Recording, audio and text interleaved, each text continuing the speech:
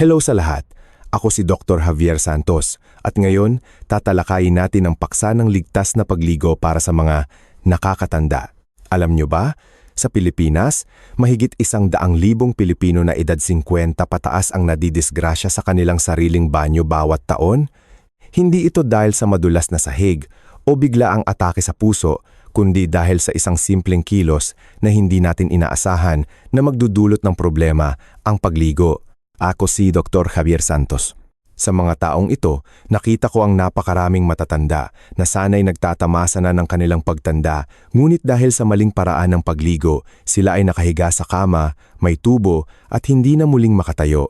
Ayon sa datos ng World Health Organization noong 2023, paglampas ng edad 50, ang elasticity ng mga ugat ng tao ay bumababa ng mahigit 40% at ang kakayahan ng puso na mag-regulate ay humina ng 30%. Ibig sabihin, ang mga nakasanayan ninyong pagligo noong bata pa kayo ay maaaring maging orasang bomba sa banyo ngayon. Noong nakaraang taglamig, si Mang Tonyo, 68 taong gulang, ay dating malakas. Isang umaga, gaya ng dati, naligo siya. Binuksan niya ang mainit na tubig at agad na inihagis sa kanyang ulo. Pagkaraan ng 5 segundo, bumagsak siya sa sahig. Dinala siya sa ospital at na-stroke.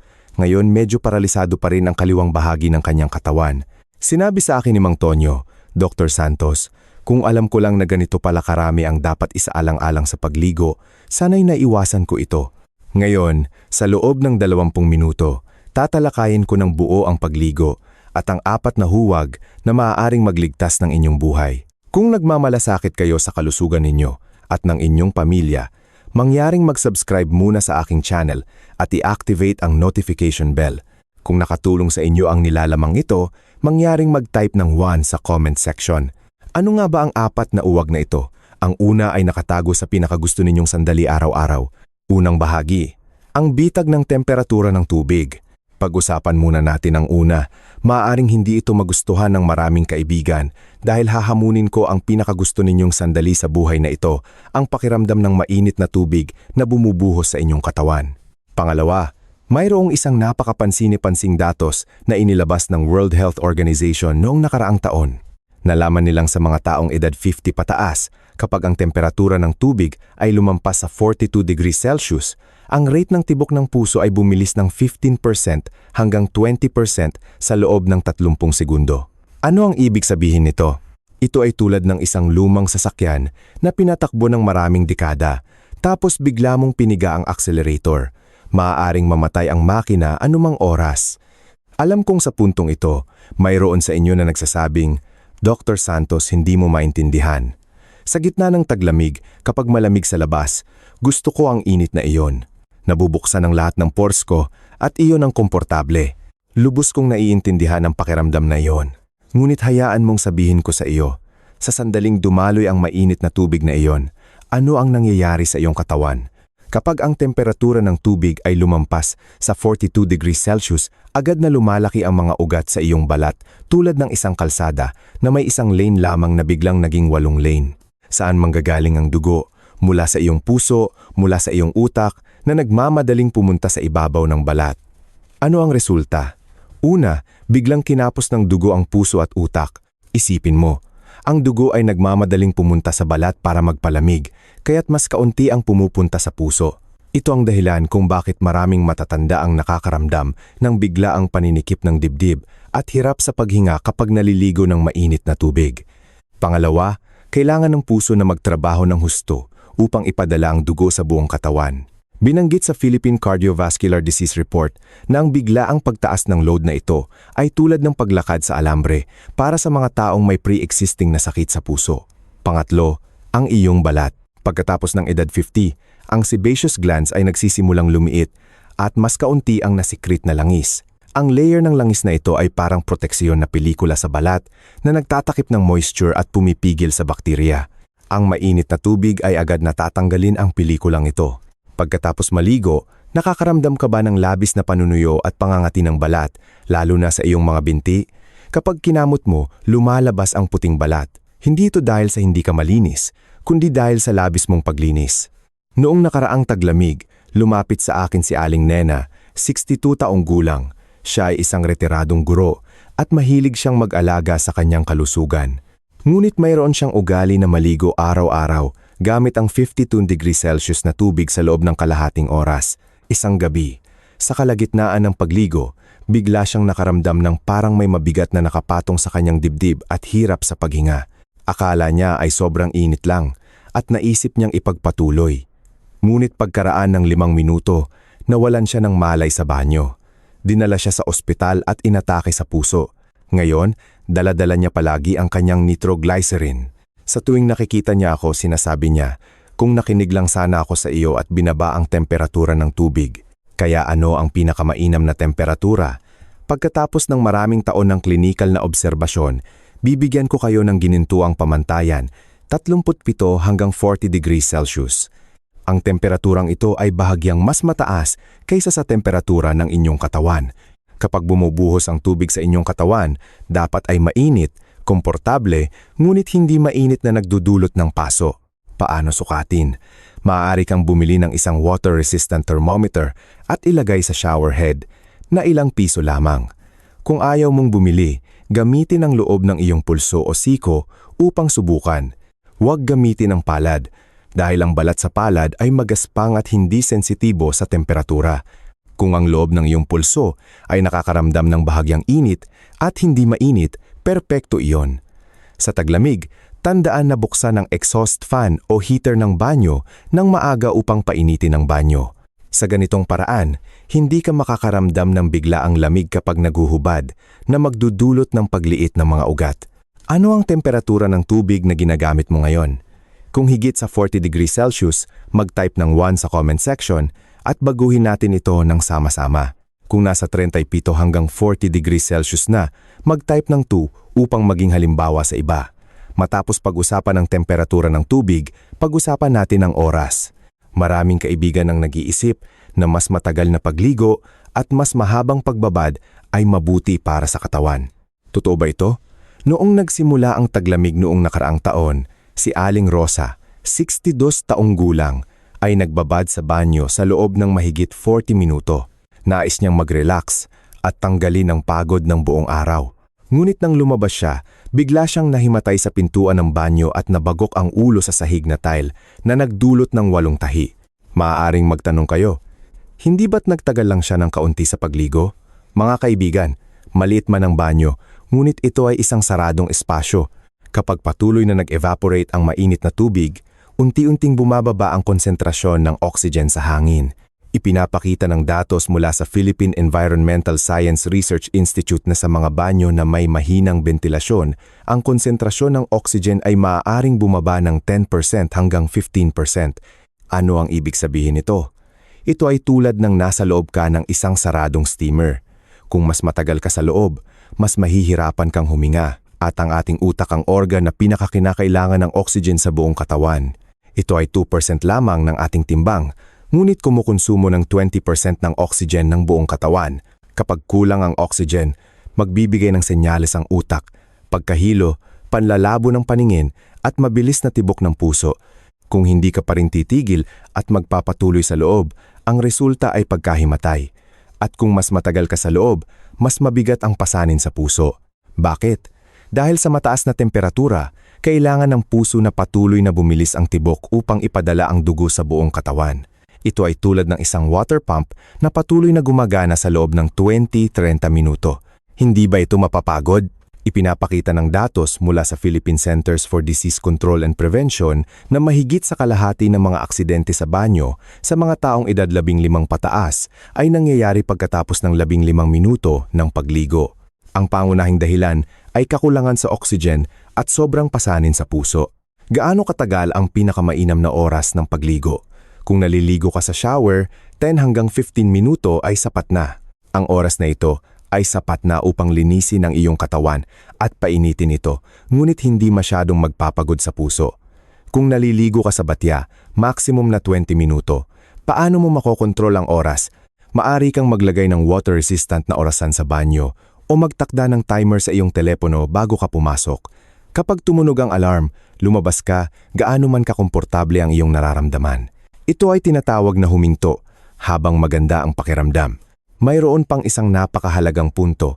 Kung sa proseso ng pagligo, kahit hindi pa umabot ng 15 minuto, kapag nakaramdam ka ng paninikip ng dibdib, hirap sa paghinga, bigla ang pagbilis ng tibok ng puso, o pagkahilo, agad na huminto.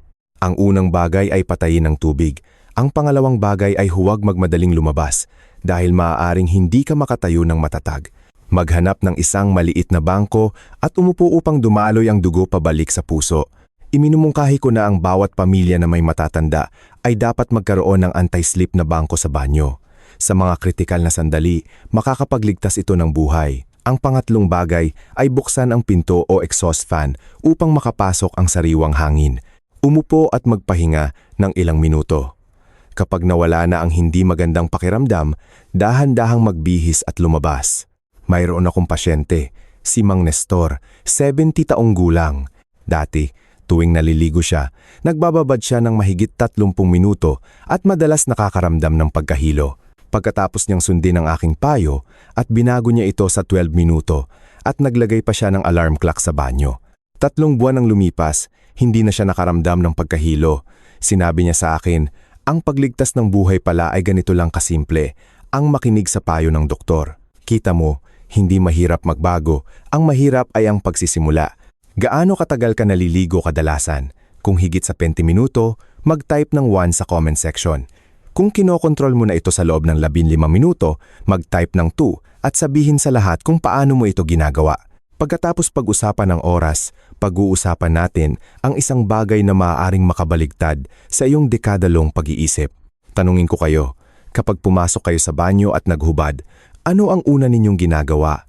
Sa mga pasyente na nakita ko, 8 sa 10 ang kukuha ng shower head at agad na ibubuhos sa kanilang ulo. Ganito sila naligo mula pagkabata at wala namang masamang nangyari. Ano ang problema? Ngunit mga kaibigan, sasabihin ko sa inyo ang isang katotohanan. Para sa atin na edad 10 pataas, ang unang pagligo sa ulo pagpasok sa banyo ay ang pinakamapanganib na kilos. Bakit? Dahil ang ating ulo ay ang lugar na may pinakamaraming ugat sa buong katawan at ito rin ang pinakasensitibo sa pagbabago ng temperatura. Isipin, ngayon ay taglamig, bagong hubad ka lang, malamig pa rin ang iyong katawan at ang mga ugat sa ibabaw ng balat ay nagliliit upang mapanatili ang init. Sa panahong ito, bigla mong bubuksan ang mainit na tubig at agad na ibubuhos sa iyong ulo. Lulubog ang mga ugat ng ulo at agad na lalaki ang mga ugat tulad ng isang makitid na kalsada na biglang naging 8 lane. Saan manggagaling ang dugo? Mula sa puso, mula sa ibang bahagi ng katawan, na nagmamadaling pumunta sa ulo, magdudulot ito ng 2 malaking panganib. Ang una ay tinatawag na reverse blood phenomenon. Ang dugo ay nagmamadaling pumunta sa ilalim ng anit, kaya't ang supply ng dugo sa puso ay nababawasan. Kung mayroon kang pre-existing na sakit sa puso at kakulangan sa supply ng dugo sa puso, maaaring magkaroon ng gutom ang puso. Ano ang resulta? Atake sa puso o mas malala, myocardial infarction. Ang pangalawa ay mas nakakatakot. Ang biglaang at malaking pagdaloy ng dugo na ito ay isang malaking presyon sa mga marupok na ugat ng utak ng mga matatanda. Bukod pa rito, sa panahon ng pagligo, hindi maiiwasan na magbago ang temperatura ng tubig. Kung nakaramdam ka ng mainit, bigla mong pinalamig ng kaunti. O kung hindi matatag ang water heater at biglang lumamig ang tubig, ang ganitong biglaang init at lamig na direktang gumagana sa ulo ay madaling magdulot ng cerebral vascular spasm. Para sa mga may plaka na sa mga ugat ng utak, ang ganitong spasm ay maaaring magdulot ng pagkalaglag ng plaka na magreresulta sa stroke o maaari ring magdulot ng pagputok ng ugat na magreresulta sa cerebral hemorrhage. Naalala mo ba si Mang Tonyo sa simula? Ganyan ang kanyang nakasanayan sa loob ng maraming dekada. Araw-araw, tuwing umaga, naliligo siya at unang binuhusan ang kanyang ulo.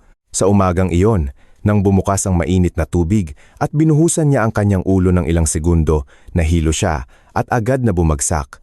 Dinala siya sa ospital at na-stroke. Sinabi sa akin ng kanyang asawa, kung alam lang namin na kailangan lang maghintay ng ilang segundo at unang buhusan ng mga kamay at paa, ang buong buhay na nakasanayan ay nagdulot ng problema sa loob ng 5 segundo na iyon. Kaya ano ang tamang pagkakasunod-sunod? Ituturo ko sa inyo ang isang 3-step shower method. Unang hakbang, hugasan muna ang muka. Bakit? Pagkapasok sa banyo, kapag umuusok ang init, bubukas ang mga pores. Kung hindi pa nahuhugasan ang alikabok ng buong araw sa muka, papasok ito sa mga pores. Kaya, habang bagong bukas pa lang ang mga pores, hugasan muna ang muka. Ito rin ay upang masanay ang balat ng muka sa temperatura. Pangalawang hakbang, hugasan ang mga braso at binti at katawan. Ito ang pinakamahalagang hakbang. Huwag na huwag direktang ibuhos ang tubig sa bahagi ng puso o sa ulo. Saan ka dapat unang magbuhos? Unang magbuhos sa pinakamalayo sa puso, ang mga paa. Maaari mong unang buhusan ang iyong mga paa, ang iyong mga binti, pagkatapos ang iyong mga hita, pagkatapos ang iyong mga kamay at braso, at panghuli ang iyong dibdib at likod. Ito ay isang proseso ng pagbati, isang signal sa katawan. Nagsisimula na akong maligo, tataas ang temperatura. Maghanda kayo. Hayaan ang mga ugat sa mga braso at binti na dahan-dahang lumaki at hayaan ang sirkulasyon ng dugo na dahan-dahang bumilis tulad ng pagpainit ng makina bago magmaneho. Ang prosesong ito ay tumatagal ng humigit kumulang 3 hanggang 5 minuto kapag mainit na ang buong katawan at ang katawan ay nasanay na sa temperatura at ang mga ugat ay pantay na lumuwag, saka mo basain ang iyong ulo at simulan ang pagligo ng ulo. Sa oras na ito, ang pagkakaiba ng temperatura sa anit at katawan ay pinakamaliit at ang pagpukaw sa cardiovascular at cerebrovascular system ay pinakamaliit. Bukod pa rito, sa oras na ito, ang buhok ay nabasa na ng singaw ng tubig kaya't mas malinis itong hugasan at mas makakatipid sa shampoo. Kita mo, parehong pagligo, ngunit iba lang ang pagkakasunod-sunod. Ang maling pagkakasunod-sunod, ulo, katawan, kamay, paa, mataas na panganib. Ang tamang pagkakasunod-sunod, mukha, kamay, paa, katawan, ulo, ligtas. Ang maliit na pagbabago na ito ay nagpoprotekta sa iyong puso at utak. Ikaw ba ay kabilang sa 80% na unang nagliligo sa ulo o sa 20% na unang nagliligo sa mukha? Sabihin sa akin sa comment section. Mula ngayon, ang mga kaibigan na magbabago ng pagkakasunod-sunod, mag-type ng 1. Panghuli, pag-uusapan natin ang isang katotohanan. Ang katotohanan ito ay tinatawag na kung hindi maglagay ng kuskus, hindi malinis. Maraming kaibigan ang gumagamit ng magaspang na lufa at kinukuskus ng husto. Kailangan nilang lumabas ang kuskus bago sila makaramdam ng panatag. Ngunit alam mo ba, ang kuskus na inyong kinukuskus ay hindi dumi. Ano iyon? Iyon ang stratum corneum ng iyong balat, ang proteksiyon na pelikula ng iyong katawan, tulad ng panlabas na pader ng isang bahay na sumasangga sa hangin at ulan at nagtatakip ng temperatura sa loob. May 3 tungkulin ang stratum corneum. Una, nagtatakip ito ng moisture na pumipigil sa pagkatuyo ng balat. Pangalawa, pinipigilan nito ang bakterya at virus na makapasok sa katawan. Pangatlo, nilalabanan nito ang friction at pinoprotektahan ang malambot na cells sa ilalim. Pagkatapos ng edad 50, bumabagal ang metabolismo at ang stratum corneum ay mas manipis na at bumababa rin ang kakayahan nitong mag-regenerate tulad ng luma ng pader ng bahay na marupok na. Kung patuloy kang magkuskus ng husto at tanggalin ang proteksiyon na pelikulang ito, ano ang resulta? Una, ang kakayahan ng balat na magpanatili ng tubig ay bumababa sa 0. Pagkatapos maligo, ang buong katawan ay matuyo at makati. Kung mas kinukuskus, mas nangangati. Ito ay isang masamang siklo at sa huli, magkakaroon ng mga sugat sa balat at papasok ang bakterya na magdudulot ng impeksyon. Pangalawa, ang malalaking galaw ng pagkuskus sa likod ay madaling magdulot ng pagkawala ng balanse. Kung nadulas ang iyong paa, mahuhulog ka. Para sa mga matatanda na may osteoporosis, isang pagkahulog ay nangangahulugang bali. Sulit ba na mabalian ng buto para lang makakuskos ng kuskos? Kaya ano ang tamang paraan ng pagligo? Tandaan ang isang prinsipyo. Tratuhin ang iyong katawan ng may pagmamahal. Ang pagligo ay para sa paglilinis, hindi para sa pagbabalat. Itapon ang magaspang na lufa at palitan ito ng malambot na cotton towel o natural sponge. Gumamit ng shower gel upang bumuo ng bula at dahan-dahang hugasan. Sapat na ang paglilinis gamit ang palad. Para sa mga lugar na hindi mo maabot tulad ng likod, maaari kang bumili ng long-handled, soft-bristled bath brush at dahan-dahang i-brush o humingi ng tulong sa iyong asawa. Huwag pilitin. Mayroon pang isang punto. Sa tag-init, maaari kang maligo minsan sa isang araw, ngunit hindi mo kailangang gumamit ng shower gel sa bawat pagkakataon. Sa taglamig, sapat na ang maligo ng 2 hanggang 3 beses sa isang linggo. Para sa mga matatanda, maaari kang maligo ng 3 hanggang 4 na beses sa isang linggo. Pagkatapos maligo, agad na maglagay ng moisturizing lotion upang mailak ang moisture. Mayroon akong pasyente, si Aling Lucy, 65 taong gulang. Dati, tuwing naliligo siya, kinukuskus niya ng husto hanggang sa maging pula ang kanyang buong katawan. Sa taglamig, nangangati ang buong katawan niya. Nang magbago siya at gumamit ng malambot na tuwalya, at pagkatapos magligo ay naglagay ng moisturizer, pagkalipas ng 2 linggo, hindi na nangangati ang kanyang balat at naging malambot ito. Sinabi niya, "Pala, mas komportable pala kapag mas kaunti ang pagkuskos." Alin sa 4 na payo na ito ang pinakamahirap baguhin sa tingin mo? Una ang temperatura ng tubig, pangalawa ang oras, pangatlo ang pagkakasunod-sunod, pang-4 ang kilos. Sabihin sa akin sa comment section.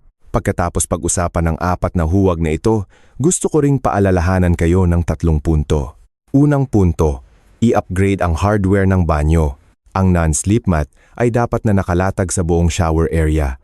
Dapat itong may malakas na suction cups. Ang mga safety grab bar ay dapat na nakakabit sa dingding upang makahawak ka kapag pagod at makakapit ka kapag nahihilo. Makakapagligtas ito ng buhay sa mga kritikal na sandali. Sa taglamig, siguraduhing buksan ang exhaust fan o heater ng banyo nang maaga upang painitin ang banyo upang maiwasan ang biglaang lamig sa sandaling maghubad ka. At isang maliit na bangko ay isang kailangan. Pangalawang punto, ang tamang oras ng pagligo. Huwag maligo ng walang laman ng tiyan, madaling magkaroon ng hypoglycemia. Huwag maligo ng busog dahil ang dugo ay nasa tiyan at ang pagligo ay makikipagkompetensya sa dugo sa tiyan na magdudulot ng indigestion. Maghintay ng hindi bababa sa 1 oras pagkatapos kumain. Huwag na huwag maligo pagkatapos uminom ng alak. Ang alcohol ay nagpapalaki ng mga ugat at ang mainit na tubig ay nagpapalaki rin ng mga ugat. Sa ilalim ng doble na epekto, ang presyon ng dugo ay biglang bababa. Pangatlong punto, pakinggan ang senyales ng iyong katawan. Pagkahilo, palpitations, hirap sa paghinga, panlalabo ng paningin. Kung may kahit kaunting mali, agad na huminto. Ang pagligtas ng buhay ay mas mahalaga kaysa sa pagligo. Ngayon, tinalakay natin ang 4 na uwag. Huwag masyadong mataas ang temperatura ng tubig, 37 hanggang 40 degrees Celsius. Huwag masyadong mahaba ang oras, 10 hanggang 15 minuto.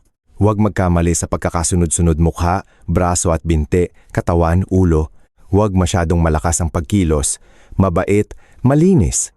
Ang 4 na puntong ito ay tila simple, ngunit malaki ang maitutulong nito sa pagbabawas ng panganib. Mga kaibigan, pag-isipan natin ng mabuti. Sa ating edad na ito, 50, 60, o kahit 70, 80 taong gulang na, ano pa ba ang hinahanap natin? Noong bata pa tayo, nagsikap tayo para sa bahay, para sa sasakyan, para sa pamilya. Ngunit ngayon, halos buong buhay na natin ang dumaan sa mga pagsubok at naranasan na rin natin ang lahat ng hirap at ginhawa. Sa edad na ito, ang lahat ng karangalan at kayamanan ay panandalian lamang. Ang gusto lang natin ay ang simpleng 8 salita. Ligtas, payapa, malusog, at matatag. Ang pinakakinakatakutan natin ay hindi ang kakulangan sa pera o hindi masarap na pagkain, kundi ang magkasakit, ang mahiga sa kama at hindi makagalaw, ang maging pabigat sa ating mga anak. Ang pinakasimple nating hangarin ay ang alagaan ng ating sarili, mabuhay ng may kalidad at may dignidad. Kaya, mula ngayon, mula sa pagpatay mo ng video na ito, mula sa susunod na pagpasok mo sa banyo, subukang baguhin. Alam kong mahirap ito. Pagkatapos ng dekadalong nakasanayan, ang pagbaba ng temperatura ng tubig sa 38 degrees Celsius ay maaring hindi mo maramdaman na sapat. Ang pagpapaikli ng oras sa 15 minuto ay maaring hindi mo maramdaman na sapat ang pagbabad at ang unang pagligo sa mukha bago ang ulo ay maaaring maging awkward. Ngunit mga kaibigan, mangyaring magtiyaga. Kapag nalampasan mo ang maliit na pagbabago na ito, alam mo ba kung ano ang mangyayari? Ang iyong mga ugat ay magpapasalamat sa iyo dahil hindi mo ito pinahirapan sa mataas na temperatura. Ang iyong puso ay magpapasalamat sa iyo dahil hindi mo ito pinilit na tumibok ng husto. Ang iyong balat ay magpapasalamat sa iyo dahil pinanatili mo ang proteksiyon nitong pelikula. Maging ang iyong mga anak ay magpapasalamat sa iyo dahil inalagaan mo ang iyong sarili at makakapagtrabaho sila ng payapa at mabuhay nang walang alalahanin. Kung ang episode na ito ay nakatulong sa iyo kahit kaunti, mangyaring i-like ito, ito ay isang pangako sa iyong sariling kalusugan.